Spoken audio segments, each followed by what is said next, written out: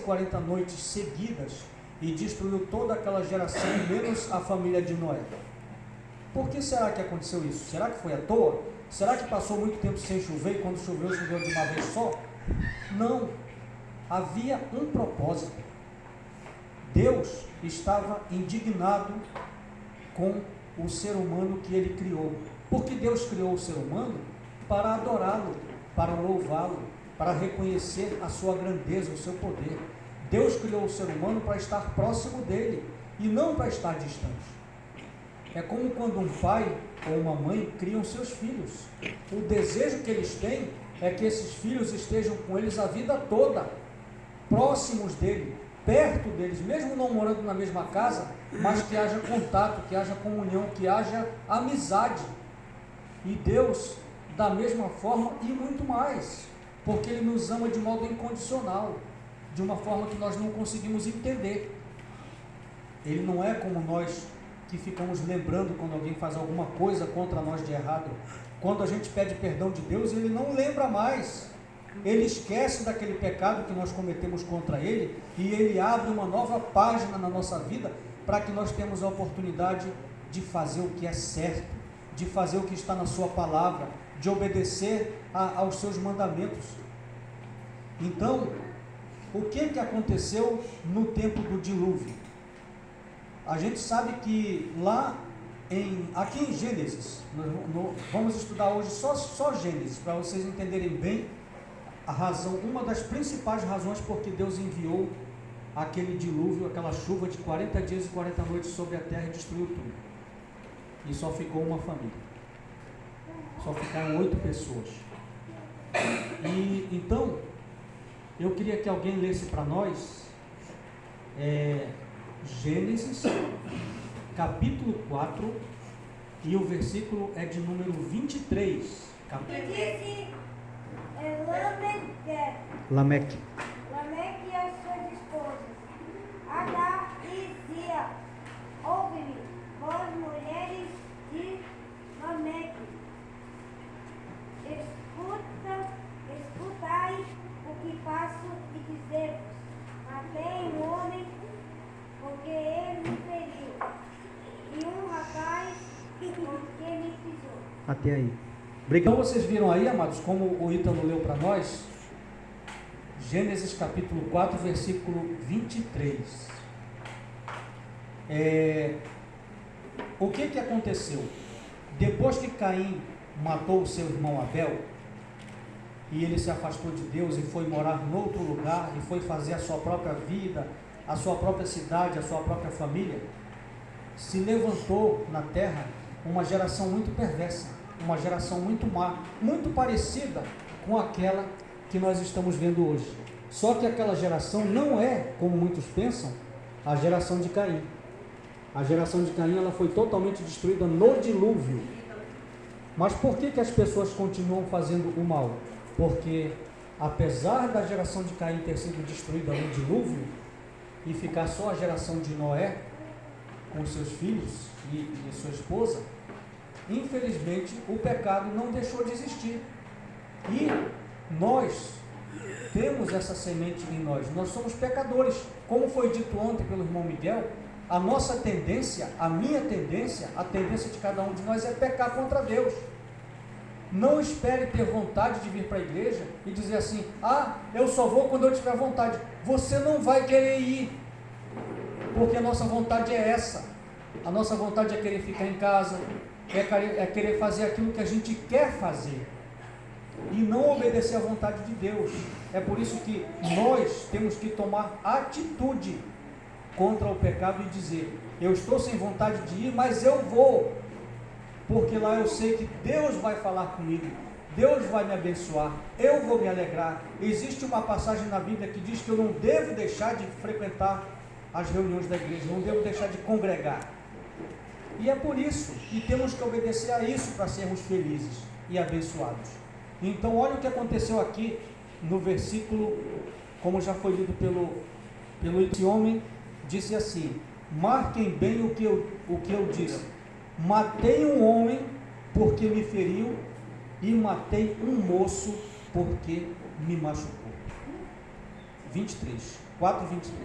Então vocês estão vendo que depois que Caim edificou a sua família e foi tendo vários filhos e essas gerações foram se multiplicando, ao mesmo tempo foi se multiplicando também a maldade e a vida se tornou algo assim como se não tivesse valor nenhum. Eu matei um cara só porque ele me feriu e matei um outro só porque ele me pisou. Foi só por isso. Esse homem cometeu logo 2 assassinatos, não é? Então a gente vê que a partir daquele momento a geração ela foi ficando contaminada pelo pecado e Deus foi se desagradando cada vez mais. E é bom lembrar que isso é só o que a Bíblia fala, é só o que a Bíblia diz, mas aconteceram coisas piores.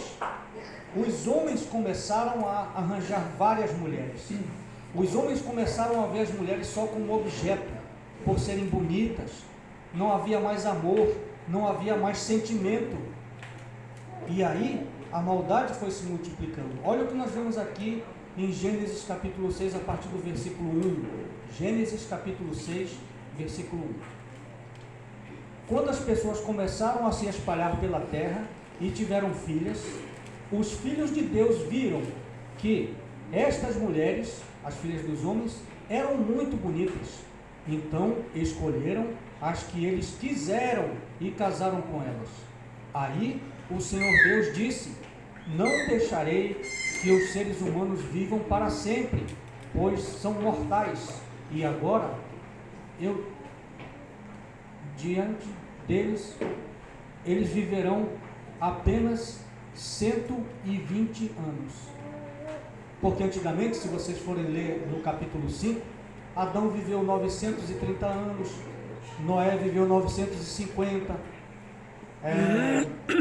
Matusalém, que foi o que mais viveu 969, mas aí Deus reduziu essa idade da humanidade por causa da maldade, por causa do pecado, porque o homem fazia tudo que era errado diante de Deus. Aqui no versículo 4 diz: havia gigantes na terra naquele tempo, e também quando os filhos de Deus tiveram contato com as filhas dos homens, e estas lhe deram filhos, estes gigantes foram os heróis dos tempos antigos, homens valentes, né? Então a maldade ela começou a crescer muito sobre a terra.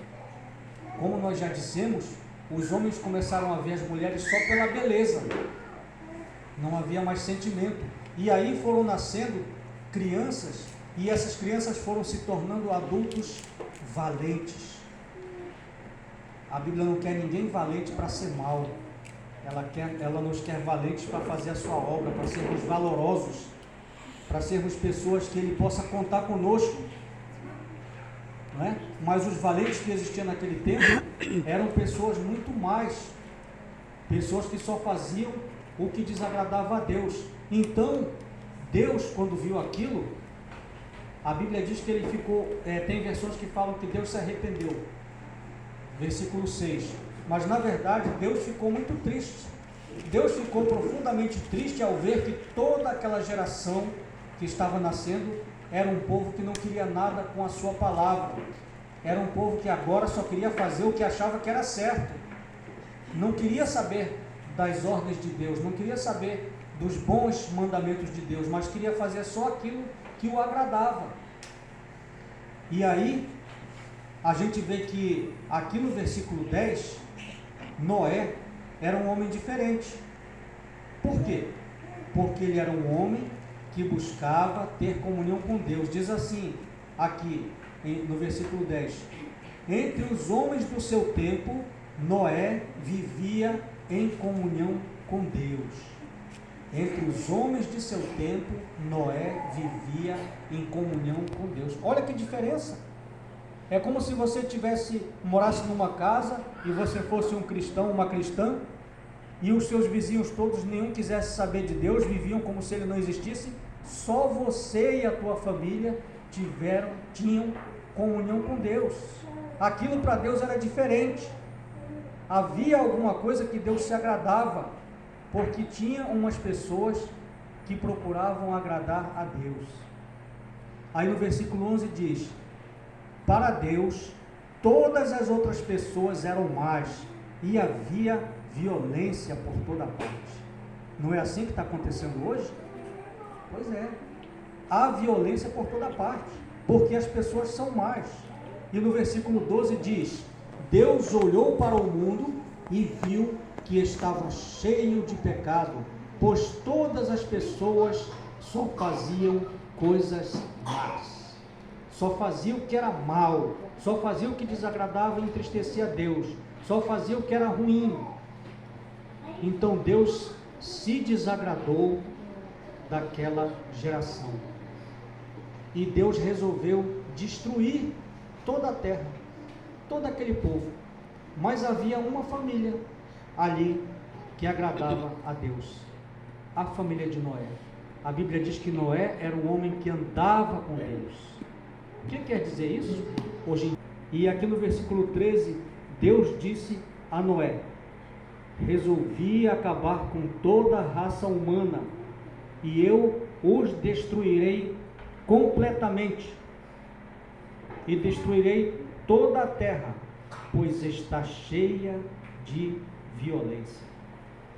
Então a gente vê que a razão de ter vindo o dilúvio sobre a terra foi porque ela estava cheia de violência. Um irmão já tinha matado o outro. Um irmão que era mau matou um irmão que era bom. Um irmão que não era adorador de Deus, que pensava só em si, matou aquele que fez a oferta que agradou a Deus, e por inveja a Bíblia diz que ele o matou. O apóstolo João fala que Caim era do maligno, mas Abel fazia aquilo que agradava a Deus. E Caim, que era do maligno, matou aquele que agradava a Deus. E isso com certeza trouxe uma grande tristeza a Deus. E Caim, amados, era tão rebelde que quando Deus pergunta para ele depois que ele mata o seu irmão, Deus pergunta só para ver a resposta de Caim: onde está Abel, teu irmão? Sabe o que ele responde para Deus? Em vez dele dizer: Senhor, eu estou arrependido, eu matei o meu irmão, eu fiz o que não era certo, me ajuda, me perdoa, me faz ter aproximação contigo de alguma forma. Sabe o que ele falou? Não sei, acaso sou eu guarda do meu irmão? Ele ainda respondeu mal para Deus, para você ver o tamanho da maldade deste homem. Mas Deus ainda o deixou viver e deu oportunidade a ele de constituir família, e ele ainda teve uma geração. Se você ler a partir do capítulo 4, você vai ver que ele gerou vários filhos, e também esses filhos foram gerando filhos, e foi tendo uma descendência má sobre a terra, uma descendência afastada de Deus. Depois que Caim matou Abel, houve um avanço do pecado no mundo. Mas Deus trouxe ao mundo também um homem chamado Enos. E esse Enos está nos últimos versículos do capítulo 4. A gente fala que quando chegou Enos na terra, foi aí que os homens começaram a invocar o nome do Senhor.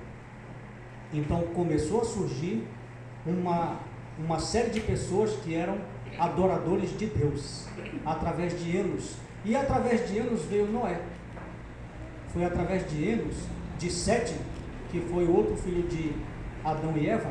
Sete gerou a Enos, e Enos, ele vai e inicia uma série de adoradores de Deus. Foi nesse tempo em que os homens voltaram a invocar o nome do Senhor.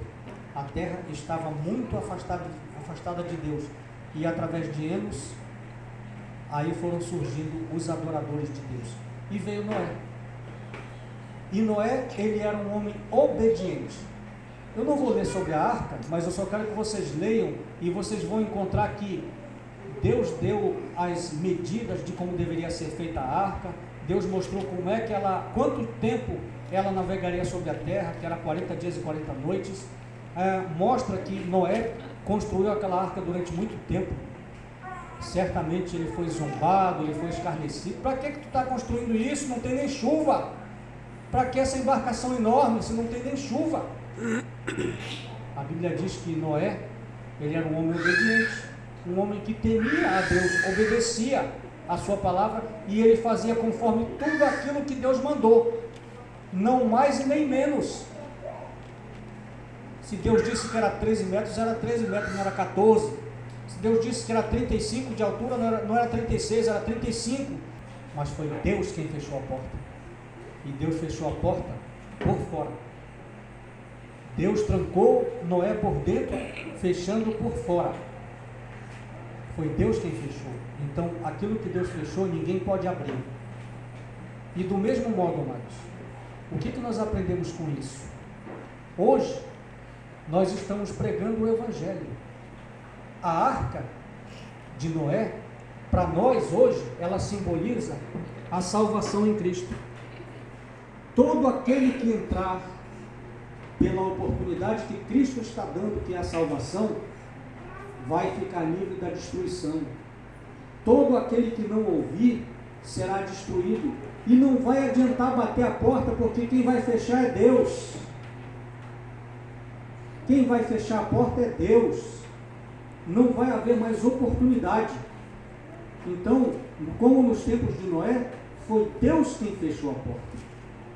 Noé poderia ficar com pena e salvar aqueles pecadores. Só que Deus determinou que todos seriam mortos, porque toda aquela terra estava cheia de violência e ninguém queria saber de Deus. A Bíblia diz aí no capítulo 8, versículo 20 e 21, que Noé, depois que acabou o dilúvio, ele edificou um altar a Deus. E ofereceu também animais como sacrifício, né? Porque naquele tempo se fazia isso, era parte do culto. Então, quando ele faz isso, oferece aqueles animais, o cheiro daquela fumaça agradou a Deus, né? Agradou a Deus. E aí, Deus diz para Noé que nunca mais ele vai destruir a terra novamente com dilúvio. Não virá dilúvio. Pode vir uma chuva forte, pode vir uma chuva grande, mas dilúvio não vem mais. Foi só naquele tempo, para a destruição daqueles pecadores. Mas, ao mesmo tempo, olha o que a Bíblia diz aqui, em 8, capítulos 20 e 21. O próprio Deus falando, né? Ele vai dizer, aqui no capítulo 8, versículo, está aqui, a partir do versículo 20, 8, versículo 20. Noé construiu um altar para oferecer sacrifícios a Deus, o Senhor. Ele pegou aves e animais puros, um de cada espécie, e os queimou como sacrifício no altar. O cheiro dos sacrifícios agradou ao Senhor, e ele pensou assim: nunca mais vou amaldiçoar a terra por causa da raça humana, pois eu sei que desde a sua meninice as pessoas só pensam em fazer o mal. Essa não será com água, será com fogo. A Bíblia diz que Deus, na sua ira, no seu juízo, ele vai derramar fogo sobre essa terra, sobre todos aqueles que não quiseram ouvir a sua palavra, sobre todos aqueles que o desobedeceram, que não quiseram conhecê-lo, sobre todos aqueles que achavam que aquilo que eles faziam era certo e o que estava na Bíblia não se deveria dar crédito. A essas pessoas está destinada a destruição, da mesma forma como aconteceu naquele tempo na arca. Mas vai haver um período em que aqueles que permanecerem firmes nos ensinamentos do Senhor, obedientes à sua palavra, desejosos de ter comunhão com Ele, querendo conhecê-lo ainda mais, percebendo que são pecadores e que precisam de perdão, para esses, Deus tem destinado um lugar maravilhoso, um lugar onde não há tristeza, onde não há dor, onde não há doença, onde não há sofrimento. Mas para aqueles que assim não quiserem, está destinado o sofrimento eterno. Existem duas eternidades esperando pelo homem, pela humanidade.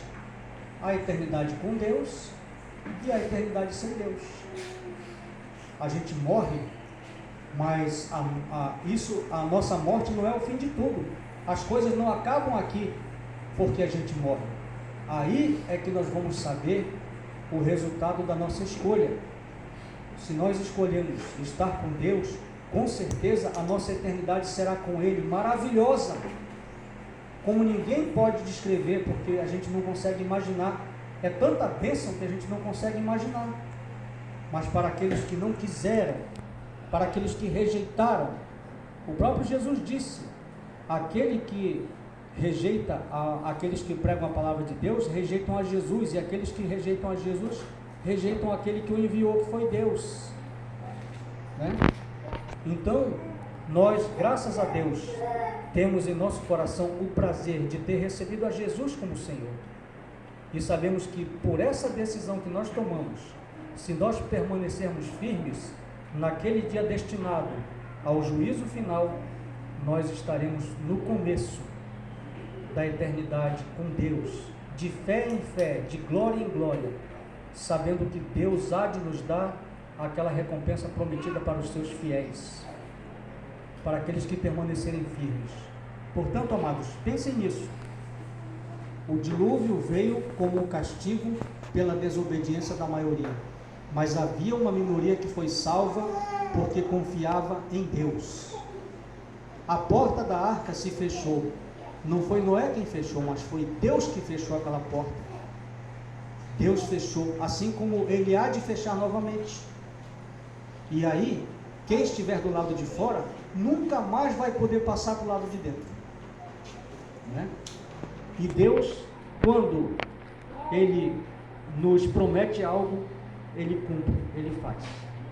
Nós precisamos estar atentos a isso e pensar que de tempos em tempos, assim como Deus abençoa os seus, Deus também derrama juízo sobre essa terra, porque os pensamentos, as atitudes daqueles que estão longe de Deus são más continuamente. Eles só pensam em fazer o mal, né? E o apóstolo Paulo, ele fala lá em Romanos 12, 21, não te deixes vencer do mal, mas vence o mal com o bem. E o bem é a palavra de Deus, é a obediência, é estar perto do Senhor, é fazer aquilo que o agrada, é buscar o seu conhecimento, o seu reino em primeiro lugar. E depois, tudo aquilo que a gente precisa vai vir para nós, como recompensa de Deus. Então, amados, que nós possamos meditar sobre isso e que nós possamos pedir a Deus que naquele dia em que Ele vai determinar o juízo, nós possamos estar livres da condenação, nós possamos estar junto com Deus, participando das alegrias que Ele só tem para aqueles que o amam, para aqueles que o servem e para aqueles que o buscam. Que Deus nos abençoe e que a sua palavra possa fazer morada em nosso coração. Amém. Amém.